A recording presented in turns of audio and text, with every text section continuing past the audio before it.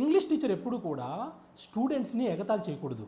నీకు ఇంగ్లీష్ రాదు, నీ బ్రతుకింతే, నువ్వు ఎప్పటికీ ఇంగ్లీష్ నేర్చుకోలేవు అని అవమానించకూడదు. ఎందుకంటే ఒక క్లాస్ రూమ్లో డిఫరెంట్ స్టూడెంట్స్ ఉంటారు. కొంతమంది స్లో లెర్నర్స్ ఉంటారు, కొంతమంది మోడరేట్ లెర్నర్స్ ఉంటారు, కొంతమంది అడ్వాన్స్డ్ లెర్నర్స్ కూడా ఉంటారు. టీచర్ అనేవాడు ఏం చేయాలి? అందరినీ దృష్టిలో పెట్టుకొని టీచ్ చేయాలి. స్లో లెర్నర్స్ వదిలేసి మిగతా వాళ్ళని దృష్టిలో పెట్టుకొని చెప్తే that is not fair, it is very unfair కదా. ఇప్పుడు చాలామంది స్టూడెంట్స్కి సహజంగానే ఇంగ్లీష్ అంటే భయం ఉంటుంది. ముఖ్యంగా పల్లె ప్రాంతాల నుండి వచ్చిన వాళ్ళకి ఇంగ్లీష్ అంటే చాలా భయం ఉంటుంది. వాళ్ళకి ఎడ్యుకేషనల్ బ్యాక్గ్రౌండ్ ఉండకపోవచ్చు, పేరెంట్స్కి చదువు లేకపోవచ్చు, రకరకాల కారణాల వల్ల. రైట్, అది వాళ్ళ తప్పు కాదు కదా. వాళ్ళకి ఇంగ్లీష్ రాదు కాబట్టే స్కూల్కి వస్తున్నారు. ఇక్కడ మీరేం చేయాలి? స్టూడెంట్స్ని మోటివేట్ చేసి, వాళ్ళని ఎంకరేజ్ చేసి, వాళ్ళలో ఉన్నటువంటి భయాన్ని పోగొట్టాలి. అలా చేయకుండా స్టూడెంట్స్ని ఎగతాళి చేస్తే, మిగతా అందరి ముందు వాళ్ళని ఇన్సల్ట్ చేస్తే స్టూడెంట్స్ ఇంగ్లీష్ని ఎలా నేర్చుకోగలుగుతారు చెప్పండి? ముఖ్యంగా మాలాంటి వాళ్ళు ఎలా నేర్చుకోగలుగుతారు? మేమందరం కూడా పల్లె ప్రాంతాల నుండి వచ్చిన వాళ్ళము. మాకు మంచి ఎడ్యుకేషనల్ బ్యాక్గ్రౌండ్ లేదు, మంచి ఫౌండేషన్ లేదు. మాకు ఆటోమేటిక్గానే ఇంగ్లీష్ అంటే భయం ఉంటుంది. ఇలా ఇంగ్లీష్ టీచర్ ఎగతాళి చేయడం వల్ల, అవమానించడం వల్ల ఏమవుతుంది? ఆ భయం ఇంకా పెరిగిపోతుంది. అవునా? సో ఈ విషయాలన్నీ ఎందుకు చెప్తున్నానంటే, నేను 9th క్లాస్ చదువుతున్నప్పుడు ఒకరోజు ఇంగ్లీష్ క్లాస్ జరుగుతుంది. మా English sir active voice, passive voice అనే ఒక టాపిక్ చెప్తున్నారు. బోర్డు మీద కొన్ని సెంటెన్సెస్ రాసి, అంటే కొన్ని ఎగ్జాంపుల్స్ రాసి, వాటిని యాక్టివ్ వాయిస్లో నుండి ప్యాసివ్ వాయిస్లోకి మారుస్తున్నారనమాట. అది క్లాస్. సరే, మంచి విషయమే అది. ఎగ్జాంపుల్స్తో బాగా క్లియర్గా ఎక్స్ప్లెయిన్ చేసి చెప్తున్నారు. మాలాంటి స్లో లెర్నర్స్ కూడా ఉంటారు కదా. సరే, అప్పుడు ఆయన ఏం చేశారంటే, ఒక స్టూడెంట్ పేరు ఎగ్జాంపుల్ రాశారనమాట అక్కడ. అంటే ఒక స్టూడెంట్ పేరు ఉపయోగించారు. ఏంటంటే, Sulochana is reading a book అని. Sulochana is reading a book, ఇది ఒక సెంటెన్స్ ఫర్ ఎగ్జాంపుల్. ఆ సెంటెన్స్ని ఇప్పుడు ప్యాసివ్ వాయిస్లోకి మార్చాలి. ఏంటి? ఆ book is being red by Sulochana, ఇది ప్యాసివ్ వాయిస్లోకి మార్చడం. ఇది బాగానే ఉంది, ఇదంతా బాగుంది. ఒక స్టూడెంట్ పేరు రాసి వాళ్ళని ఎంకరేజ్ చేయడం మంచిదే. కానీ అప్పుడు నేను క్లాస్ రూమ్లో కూర్చున్నాను, వింటున్నాను. సడన్గా నా వైపు చూసి ఆయన తిట్టడం మొదలుపెట్టాడు. రే, నీ ఎట్లా వాళ్ళ పేరు బోర్డు మీద రాసారా? ఆ అమ్మాయి అంటే బాగా ఇంటెలిజెంట్ కాబట్టి, బాగా చదువుతుంది కాబట్టి ఆ అమ్మాయి పేరు నేను బోర్డు మీద రాశాను ఒక ఎగ్జాంపుల్కి. మీ అట్లా పేరు రాసామరా మేము? నీకెందుకు వస్తుందిరా చదువు, నీకెందుకు వస్తుందిరా ఇంగ్లీష్ అని అని తిట్టడం మొదలుపెట్టాడు. స్టూడెంట్స్ అందరూ ఉన్నారు, నా వైపు చూస్తున్నారు. అందరూ మా క్లాస్మేట్స్ అందరూ కూడా నా వైపు చూస్తున్నారు. నాకు చాలా అవమానం అనిపించింది. నాకు అప్పుడు ఏడుపు వచ్చేసింది. ఏం చేయాలో అర్థం కాల. నేను జస్ట్ సైలెంట్గా వింటున్నాను అంతే. నాకు అర్థమైన కాటికి నేను వింటున్నాను.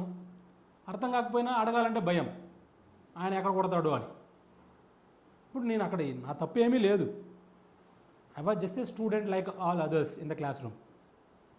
ఇంగ్లీష్ రాకపోవడం అనేది నా తప్పు కాదు కదా. నేను చెప్పాను కదా, ఆల్రెడీ మాకు మంచి ఫౌండేషన్ లేదు, రకరకాల కారణాలు ఉన్నాయి ఇంగ్లీష్ రాకపోవడానికి. ఇప్పుడు మీరు మంచి టీచర్, మీకు ఇంగ్లీష్ బాగా వచ్చు, మాలాంటి వాళ్ళని ఎంకరేజ్ చేసి, మోటివేట్ చేసి నేర్పించాలి కదా.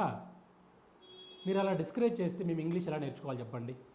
ఇది నా ప్రాబ్లమే కాదు, ఇది నాకు నిజంగా జరిగింది. ఇది నేను 9th క్లాస్ చదువుతున్నప్పుడు. ఇది నా ప్రాబ్లమే కాదు, చాలామంది స్టూడెంట్స్ ప్రాబ్లం ఇది. ఎందుకంటే వాళ్ళు క్వశ్చన్ చేయలేరు. ఒకవేళ ఏమన్నా డౌట్ అడిగినా కూడా నీకు పెద్ద వచ్చులే కూర్చో, లేదంటే వాళ్ళు ఇంకో క్వశ్చన్ అడిగేదనమాట. ఇలా చేస్తే పిల్లలకి భయం ఎలా పోతుంది?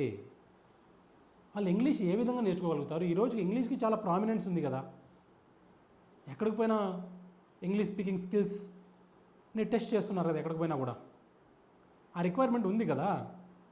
మరి స్కూల్ లెవెల్ నుండే ఎవరైతే ఇంగ్లీష్లో బాగా వెనకబడి ఉన్నారో వాళ్ళని బాగా మోటివేట్ చేసి, ఎంకరేజ్ చేసి, వాళ్ళని కొంచెం పుషప్ చేస్తే they feel very happy, they learn, నేర్చుకుంటారు కదా ఖచ్చితంగా. అందుకే ఆ టీచర్ ఇప్పటికీ ఆయన ప్రైవేట్లోనే పనిచేస్తున్నారు, ఏదో ఒక జూనియర్ కాలేజీలో పనిచేస్తున్నారు. హార్డ్లీ అతని శాలరీ ఈజ్ వెరీ మీగర్. చాలా మీగర్ ఇప్పుడు కూడా, ఇప్పటికీ స్టిల్. నేనేమో ఒక డిగ్రీ కాలేజీలో ఇప్పుడు పనిచేస్తున్నాను, అంటే గవర్నమెంట్ డిగ్రీ కాలేజ్ లెక్చర్. ఇప్పుడు నేను ఇంగ్లీష్ లెక్చర్ అయ్యాను మళ్ళీ. అదే పౌరుషంతో అదే పట్టుదలతో నేను మళ్ళీ తర్వాత BA లిటరేచర్ తీసుకొని మదనపల్లి BT కాలేజీలో BA లిటరేచర్ తీసుకొని చదివాను. తర్వాత MA ఇంగ్లీష్ లిటరేచర్ చేశాను ఎస్ యూనివర్సిటీలో. తర్వాత 2018లో నేను APPSC ద్వారా ఇంగ్లీష్ లెక్చరర్గా అపాయింట్ అయ్యాను. Now I'm working as a lecturer in English in a government degree college in Andhra Pradesh అనమాట. అంటే అందరూ ఇలాగే దాన్ని కొంచెం ప్రెస్టీజియస్గా తీసుకొని ముందుకు వెళ్తారని చెప్పలేం కదా. పాపం కొంతమంది అక్కడే ఆగిపోతారు. ఈ టీచర్లు చేసే కొంతమంది టీచర్లు, నేను చెప్పేది అందరూ ఇంగ్లీష్ టీచర్లు ఇలా ఉంటారని నేను చెప్పను, కానీ కొంతమంది ఇంగ్లీష్ టీచర్స్ అన్ఫార్చునేట్లీ ఇప్పుడు ఎక్కువ మంది ఉన్నారు. వాళ్ళు స్టూడెంట్స్ని డిస్కరేజ్ చేయడం నేను కూడా చూశాను చాలా చోట్ల. చాలా డిమోటివేట్ చేస్తారు, చాలా డిస్కరేజ్ చేస్తారు, చాలా బాధపెడతారు మానసికంగా.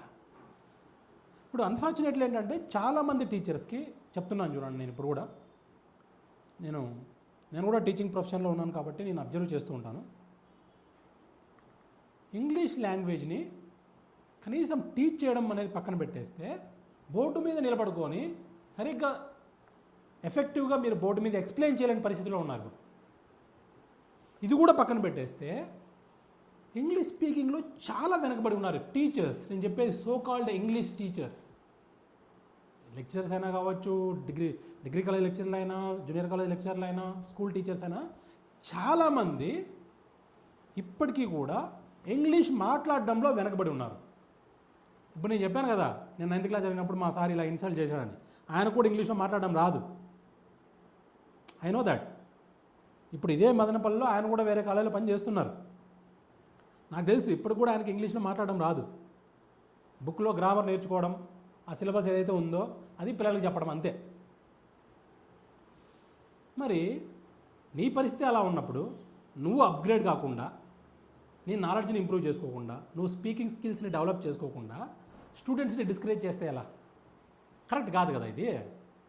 అందుకే నా రిక్వెస్ట్ ఏంటంటే, దయచేసి ఇంగ్లీష్ టీచర్స్ ఎవరైనా సరే అప్గ్రేడ్ చేసుకోవాలి. ఇప్పుడున్నటువంటి మీ నాలెడ్జ్ని అప్గ్రేడ్ చేసుకోవాలి, లిటరేచర్ని డెవలప్ చేసుకోవాలి, ఇంగ్లీష్ స్పీకింగ్ని ఇంప్రూవ్ చేసుకోవాలి. ఇలా చేస్తే ఏమవుతుందంటే ఆటోమేటిక్గా మీకు దాని విలువ తెలుస్తుంది. అరే, నేను కూడా ఆ స్థితి నుండే వచ్చాను. స్టూడెంట్స్ని నేను డిమోటివేట్ చేయకూడదు, ఇన్సల్ట్ చేయకూడదు, డిస్కరేజ్ చేయకూడదు. I have to encourage them to learn English. Motivate చేయాలి అనే మోటివేషన్ మీకు వస్తుంది ఫస్ట్. అందుకే మనం ఏం చేద్దామంటే ఇంగ్లీష్ టీచర్స్గా అందరి స్టూడెంట్స్ని ఈక్వల్గా ట్రీట్ చేయాలి క్లాస్ రూమ్లో. ఎప్పటికప్పుడు టీచింగ్ స్కిల్స్ని డైనమిక్గా మార్చుకుంటూ వెళ్ళాలి క్లాస్ రూమ్లో. ఇలా చేస్తే స్టూడెంట్స్ బెనిఫిట్ అవుతారు కదా. బాగా టీచ్ చేసినందుకు టీచర్కి కూడా సెల్ఫ్ సాటిస్ఫాక్షన్ ఉంటుంది ఖచ్చితంగా. Please, I humbly request each and every English teacher, దయచేసి మనం స్టూడెంట్స్ అందరినీ కూడా ఒకే విధంగా ట్రీట్ చేద్దాం. వాళ్ళని బాగా మోటివేట్ చేద్దాం.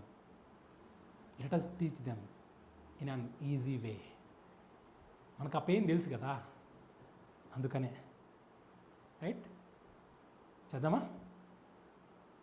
Please. Thank you so much.